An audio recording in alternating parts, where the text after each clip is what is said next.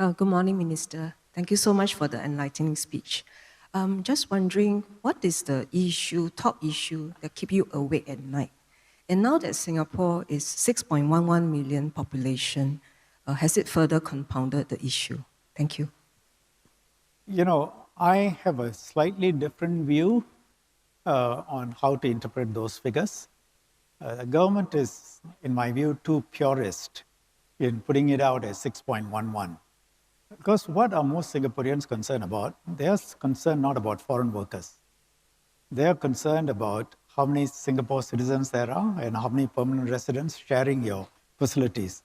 So if you look at that, what is our citizen population? 3.2 million. It's always been around there. What's our permanent resident population?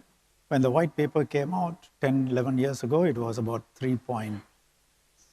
It's now about 3.56. So it's actually come down a bit, but you can say it's flat. Citizen population might have gone up by about 100,000 or so in the last 10 years. So if you look at it like that, your citizen and PR population was somewhere around 3.7 last time, and it's about 3.8 now. No change. What has changed? What has changed is what many of you here business owners want. The number of foreign workers. It's shooting through the roof. Every time I see the Manpower Minister, Tan See Leng, he's stressed. He said, our numbers are the highest ever. And you go into the constituency, all the SMEs say we don't have enough. But it's the highest number ever. So from 3.8 to 6.11, it's what? Another 1.3. What makes up that 1.3? About nearly just under 1 million foreign workers in various sectors, plus your 200,000 domestic workers. Who wants to give that up? Then your student population, you're talking about tens of thousands, and some e-pass holders and so on. But the biggest chunk of this growth is foreign workers. Foreign workers who are working in your restaurants, in your cafes, in your manufacturing sector, in your shipping sector, and probably, I suspect, a fair number of people who are serving you today. We will collapse without them, and the more of them, the more the economy grows. So you Singaporeans have to be told this in a way that they understand, and I think most people will understand. The biggest problem you can have is no growth. If you can have growth, you can manage the other issues. But we do have to find a way of managing the foreign worker growth population. But you look at the major projects that are on, T5, PSA is doing something major. All the MRT and road works, huge. And then PM has talked about Southern Waterfront Project. HDB has talked about accelerating your HDB building. Who is going to do all this? So just as we try and squeeze, everyone is demanding naturally for more workers. So you give me an answer.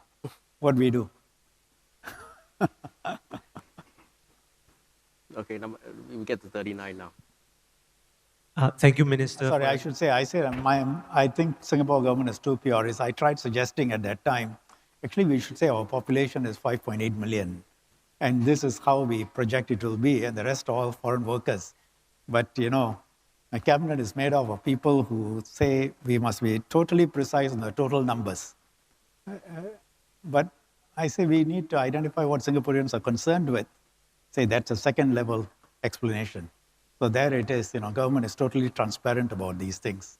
And so let's look at UK, what happened. Yeah. You see, you had anti-immigration protests, right? 3,000 riot officers, 110,000 protesters. In a way, look, this is, in my view, this is a personal view, not the government of Singapore view. It goes back to something I said earlier. Every country has to be sensible about immigration. Your heart has got to be in the right place. You have to care for people who are suffering around the world. But no single country, not even the US, can take all of the world's people who want to get into the US, because they have to be housed, fed, clothed out of taxpayer money. Culture is different, their attitudes are different, and it completely undermines the legal immigration system. So, but many of these governments, the far left has taken over the immigration policy and doesn't allow these sorts of arguments. Whoever wants to come in can come in. After a while, people, however generous they are, when they don't have jobs in England and they don't have money and they see these immigrants being housed in the local hotel, albeit apparently not in very good conditions, but for them, these are immigrants who are coming from somewhere and they are in a hotel and they are being fed by my money while you don't give me enough. How do you think it plays? So I think governments across Europe have lost the debate on immigration because the left, far left, has taken over. Our approach has been, look, I take you in if you're going to add value. If not, you can't come. Sorry. Very simple. And I, like many other ministers, have been the recipient of a large number of lectures from European ambassadors on how we should take in more people. And I've always said to them, I'm 720 square kilometers. If you are so concerned, you are much bigger, I will take them, but you take them from me. The conversation usually ends there.